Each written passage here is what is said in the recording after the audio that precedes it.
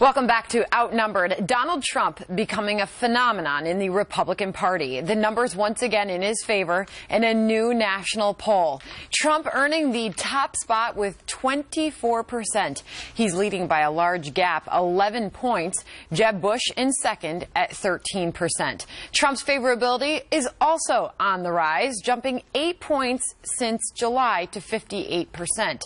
Former Speaker of the House and former presidential candidate Newt Gingrich says the other candidates must face the reality that Donald Trump is serious competition.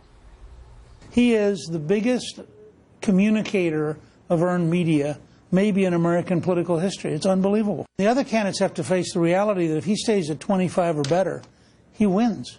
You have 15 or 17 candidates, and one of them has 25%. They keep winning.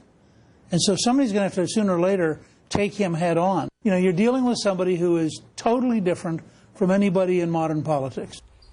All right, let's go to Senator Scott Brown first on this. You have a little experience when it comes to this stuff.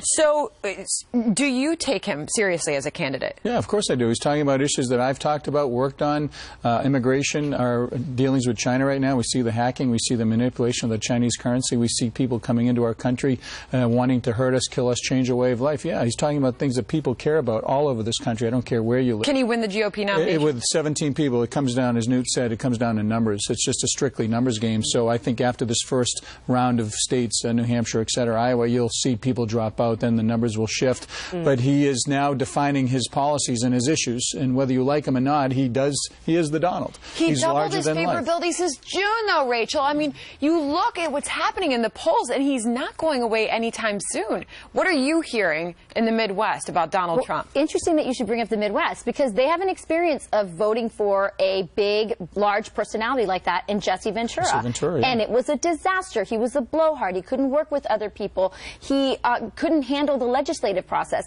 And I think it brings up an interesting question about whether a CEO is really what we need in that office. Republicans like the businessman model. However, our founders set up co-equal branches of government. They did not set it up like a monarchy or a dictator. We have a president right now who acts like one, and we don't like it. And do Republicans really want to vote in somebody like this, somebody who can't work with others, somebody who we already see in that immigration bill is bringing up things that are unconstitutional, like the birthright situation? This is not somebody who looks at things practically and can work well with others. Could be a problem. All right, I want to set this up, Harris, because love him or hate him, Mark Halperin has gone on the record saying Donald Trump, no matter what happens from here on out, he has changed the scope of this race. Listen.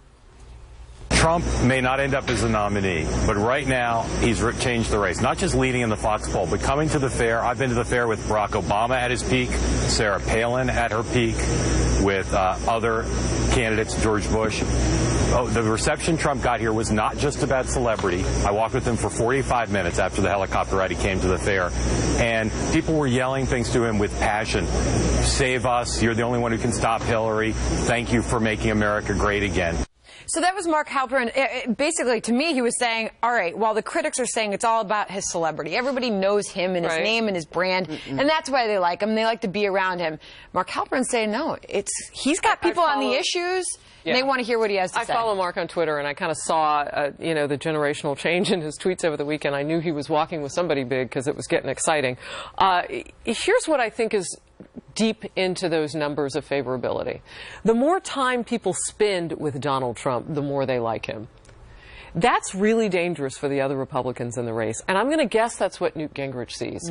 He's not just seeing that he's picking up steam on the issues, he's picking up steam on that intangible, that thing that gives you the it, that nobody can take away. The more time he's out, no matter what he's saying, the more time you walk with him. 45 minutes is a long time to walk with anybody you're not dating. The more time you spend with him, the higher the favorability goes up. So something more than just what he's saying is resonating with Donald Trump. That's a danger for the other candidates because they can't mimic it. They can't even describe what it is. Is it about that it factor, Andrea?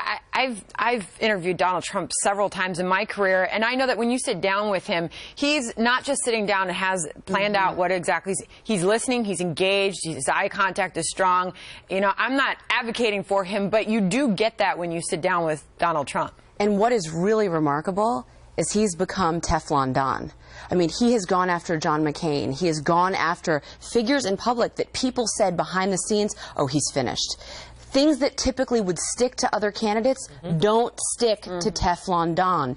It's astounding. And the real issue, Sandra, is if you look at the GOP base, the conservatives, they are furious. They want someone who has fire and who's going to fight, and that's what Donald Trump is doing.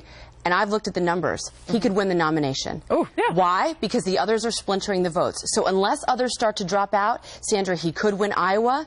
He easily could win Iowa, I think. New Hampshire, that is very tailored for somebody like Donald Trump. Then he moves into the South. What happened to Jeb Bush? Before Trump got in, he was atop all the polls. It is a real threat to Republican candidates, and people should start taking him seriously. Is it the end of political consultants? Because they're not working.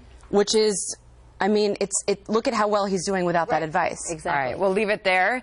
Meanwhile, some truly fierce women, and I'm not talking about the ladies on the couch, going into the history books. These women as the first to pass the Army's legendary Ranger School. What this milestone means for women in the military. Plus, a presidential candidate tangles with a reporter over gender and politics. The brutally honest response Bernie Sanders gave when asked about Hillary's hair.